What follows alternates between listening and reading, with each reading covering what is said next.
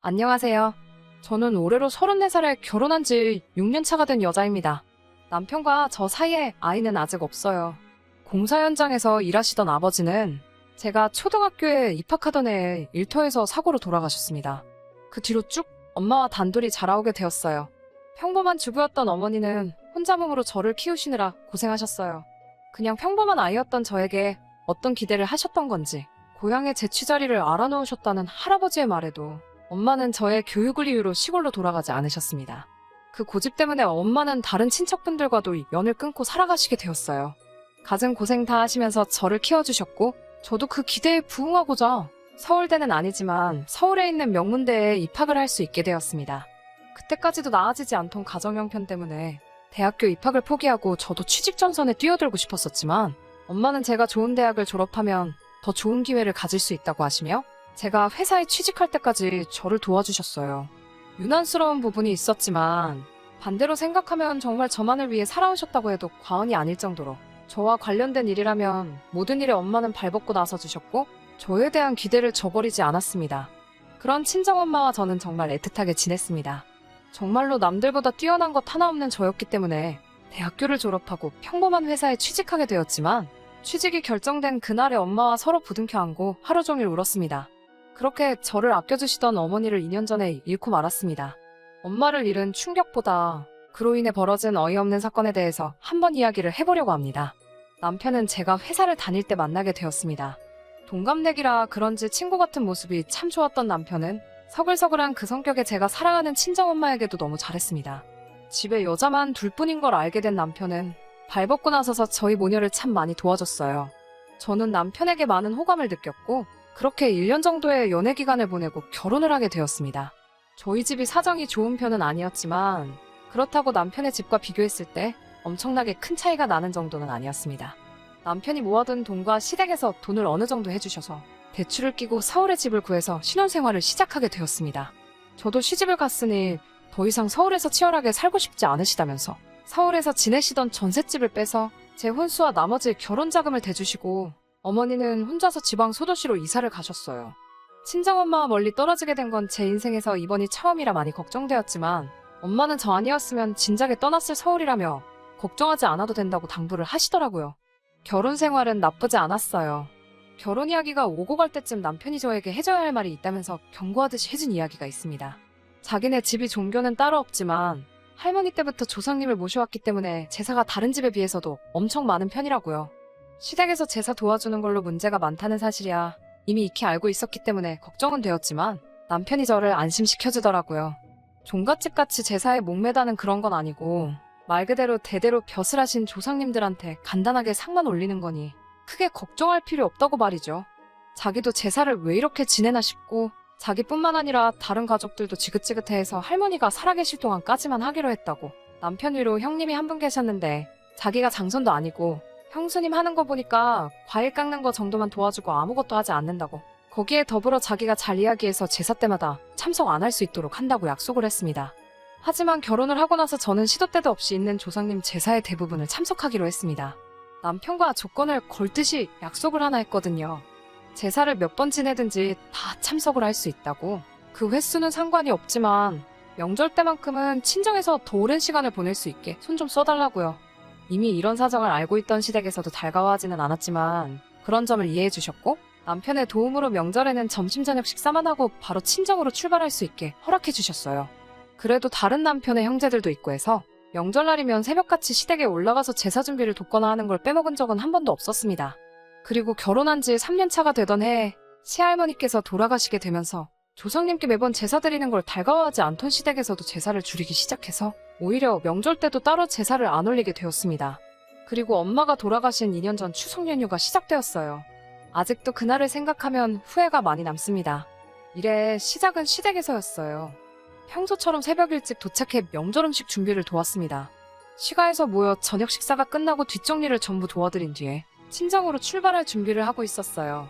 설거지를 끝내고 나오는데 운전을 해야 할 남편이 시댁 식구들과 술을 마시고 있더라고요. 남편에게 운전해야 되는데 무슨 술을 마시냐며 술잔을 뺐었는데 시어머니께 한 소리를 들었습니다. 하시는 말씀이 이제 매번 지내는 제사도 안 지내는데 시가에서 하루도 머물지 않고 친정으로 가는 건 너무 불공평하지 않냐면서요. 제사를 안 지내게 된 만큼 시가에서 반, 친정에서 반을 보내라고 말씀하셨습니다. 저희 어머니가 저를 보고 싶어 하는 만큼 시어머니도 그동안 아들이 보고 싶었으니 이해해달라고요.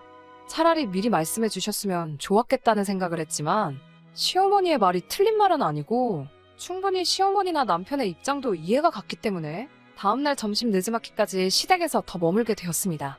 저녁에 엄마하고 통화를 했는데 시간적인 여유가 많이 생기셨으니 제가 좋아하는 음식들로 만나게 준비해 놓을 테니 시댁에서 맛있는 거 너무 많이 먹고 오지 말라며 저를 달래주시더라고요. 다음날 이제 출발한다고 엄마한테 전화를 하는데 전화를 받지 않으셨어요. 전날에 도착하기로 1시간대쯤이면 충분히 도착할 것 같아서 엄마는 음식 준비하신다고 정신이 없으신가 싶어 별 다른 생각 없이 출발하게 되었습니다. 친정에 도착해서 아무리 현관문에서 엄마를 불러도 아무 대답이 없으셨어요. 느낌이 쎄서 부랴부랴 문을 따고 안에 들어갔는데 부엌에는 제가 좋아하는 음식들이 준비되어 있었고 엄마는 그 옆에서 바닥에 쓰러지신 채로 의식이 없었습니다. 뇌졸중이었습니다. 골든타임을 놓친 어머니는 그날 뇌사 판정을 받으셨고 2주 뒤에 병원에서 돌아가시게 되었습니다. 일이 아무것도 손에 잡히지 않았습니다. 그날 남편을 데리고 나와 하루를 머물지 않고 바로 출발했다면, 아니 제가 운전면허 따는 걸 미루지 않고 그날 저 혼자서라도 출발했었다면 엄마가 그렇게 된 게 전부 제 탓만 같고 저 때문에 이 사단이 난 것 같아 견뎌내기가 너무 힘들었어요. 부모 일은 자식이 저 하나만은 아니잖아요. 결국 어느 정도 시간이 지나고 이겨낼 수 있었지만 그래도 그 무거운 마음만큼은 떨쳐버리기 힘들더라고요. 진짜 문제는 엄마가 돌아가신 이후부터였습니다. 2년 전부터 전 세계를 강타한 이 시국을 저희 가족들도 피해갈 수 없었습니다. 자영업을 하던 형님네가 가장 큰 타격을 입게 되었지요. 처음 명절 때 시가에서 온 가족이 모였는데 그 이유를 다른 곳에서 찾더라고요. 예전과 우리 가족이 달라진 게 뭐가 있냐면서 조상님께 드리던 제사를 멈춘 걸 가장 큰 이유로 꼽았습니다. 시할머니가 돌아가시고 제사를 손에 놓자 조상님들이 노해서 후손인 우리들에게 벌을 주는 거라고요. 그때부터 시댁은 조금 과하다는 생각이 들 만큼 조상님 제사에 혈안이 되어 있었어요. 저도 이제 친정에 갈 이유가 없다는 이유로 그만큼 제사 준비 때마다 저를 부르셨고요. 남들보다 더 제사 지내는 걸 이해하지 않아 하던 남편도 불편함을 호소하는 저를 보고도 이때만큼은 아무 소리를 내주지 않았고 오히려 우리 잘 되라고 하는 일이니까 제가 불만만 갖지 말고 더 신경 좀 써주면 좋겠다는 식으로 이야기하더라고요. 남편이 제게 생각해보라고 우리 사이에 아이가 생기지 않는 이유가 자기가 제사에 소홀했기 때문에 조상님들이 벌을 주고 있는 걸 수도 있다고 말하면서 늘 조상님 제사에는 관심 없어 하던 평소와는 다른 모습을 보여줬습니다. 제사 준비는 시할머니가 계시던 시절보다 더 심해졌고 그만큼 음식에도 그때보다 신경을 더 썼기 때문에 제사가 있는 날에는 연락을 받고 새벽바람부터 시가에 도착해서 준비를 했어야 했어요. 하루는 조상님이 정해준 길일이라며 저와 남편이 서로 몸을 깨끗이 하고 새하얀 옷을 입고 제사를 드린 후 그날 밤에 시도를 하면 아이가 들어설 거라는 어디서 말 같지도 않은 걸 듣고 와서는 제사를 지내고 나서 애 만드는 건 1시간이면 되겠냐고 말하고는 온 가족이 집을 비워주더군요. 배려랍시고 온 가족이 밖으로 나갔다지만 남편과 제가 집이 빈 사이에 뭘 했는지 다 알 거 아니에요. 더군다나 우리 집도 아니고 시댁에서 말이에요. 그 와중에도 진지하게 달려드는 남편을 떼어내느라 아주 미치는 줄 알았어요. 하지만 그런 시댁의 어이없는 노력에도 전 세계적으로 악화되어만 가고 있는 이 시국이 조상님께 제사 몇 번 드린다고 끝나는 일은 아니었어요. 자영업을 하면서 타격을 입은 형님네는 거의 회복이 불가능해 보였습니다. 급기야 형님네는 길바닥에 나앉을 정도가 되었고 엎친 데 덮친 격으로 시아버지도 건강이 안 좋아지셨어요. 남편과 저 사이에 아이는 당연히 생기지 않았고 거기에 더불어 남편의 회사에서 인원 감축을 준비 중이라는 소문까지 나돌게 되었죠. 제사에 큰 의미를 두지 않는 남편도 이때쯤부터는 역시 그동안 제사를 안 드려서 그런가? 하면서 자신 없는 모습을 보이더라고요. 그러던 어느 날 갑작스럽게 시댁에서 연락이 왔어요. 제사가 있다고 해서 남편과 둘이 시가에 방문을 했습니다. 이미 형님네까지 참석해서 준비를 하고 있었는데 그날 그 자리에는 모르는 사람이 한 명 있었어요. 형형색색의 옷을 입고 누가 봐도 무당으로 보이는 사람이 한 명 있었습니다. 그 사람은 들어오는 저를 보고는 가까이 다가와서 다짜고짜 인연이냐? 라고 말하며 제 얼굴에 손에 쥐고 있던 쌀을 뿌려버리더니 악귀는 물러가라 하면서 요란하게 굿을 시작하더라고요. 저는 어안이 벙벙해서 그 장면을 그대로 보고만 있었는데 어디서 구했는지 제사상에 올라와 있는 우리 엄마의 사진을 보고 정신이 번뜩 들었습니다. 그 무당은 이리저리 돌아다니면서 혼잣말로 계속 짓거려대다가 다시 어디서 쌀을 한 줌 집어와서 엄마 사진에 뿌려버리더니 쌀이 가득 담긴 바가지를 제사상 앞에 올려놓더라고요. 그러고선 제 손을 잡아 끌고 와서 저보고 엄마 사진 앞에 놓아둔 바가지를 밟아서 어서 깨부수라고 하는 거 아니겠어요. 그래야 엄마가 구천을 떠나 좋은 곳으로 가신다고요. 저는 도무지 이게 뭐하는 짓인가 이해를 할 수 없어서 이게 다 뭐하고 있는 거냐고 있는 대로 소리를 질렀지요. 우리 엄마 사진이 여기 왜 있고 이게 지금 뭐하는 거냐며 한참을 화를 내고 있으니 시어머니가 제 팔을 잡아 구석으로 끌고 가서는 설명이랍시고 한다는 말이 저분이 아주 용한 분이신데 집안에 생기는 우환들이 다 저희 엄마가 혼자 돌아가신 게 억울해서 성불하지 못하고 구천을 떠돌면서 시댁에다가 복수를 하고 있는 거라고 다 저와 제 남편이 잘 되게 하기 위해서 하는 거니 저보고 빨리 시키는 대로 하자고 저를 설득하더라고요. 어이없어서 남편을 쳐다봤는데 항상 제 편을 들어줬던 남편도 이게 별다른 의미가 있는 게 아니라 장모님 좋은 곳으로 보내드리려고 하는 거니까 나쁜 쪽으로만 생각하지 말라며 오히려 저를 설득하는 게 아니겠어요? 남편의 그런 모습에 화가 또 나서 넌 이걸 다 알고 있었는데도 나한테 아무 말도 안 한 거냐고 화를 냈더니 고개만 숙이고 아무 대답도 못하고 있더군요. 아무리 엄마가 그날 돌아가셨다는 게 천명이었고 거스를 수 없는 일이라고 한다고 해도 이건 해도 너무한 거잖아요. 그동안 엄마가 돌아가신 것에 대해서 저는 항상 저의 부족함을 탓했지. 그날따라 하루를 더 머물게 한 시댁의 잘못이라고 생각하거나 그때 왜 그랬냐며 시댁을 탓한 적도 한 번도 없었거든요. 그런 것도 모르면서 이젠 우리 엄마를 집안에 말아먹게 만드는 앞뒤 취급을 하면서 퇴치를 해야 한다고 하는 개소리를 듣고 있자니 그 순간 저도 눈앞에 보이는 게 하나도 없더라고요. 그 길로 저를 붙잡는 시어머니를 뿌리치고 제사상부터 구판까지 하나둘씩 전부 뒤집어 엎어버렸습니다. 고래고래 소리를 지르면서 그 대단한 시댁 조상들 욕을 하기 시작했어요.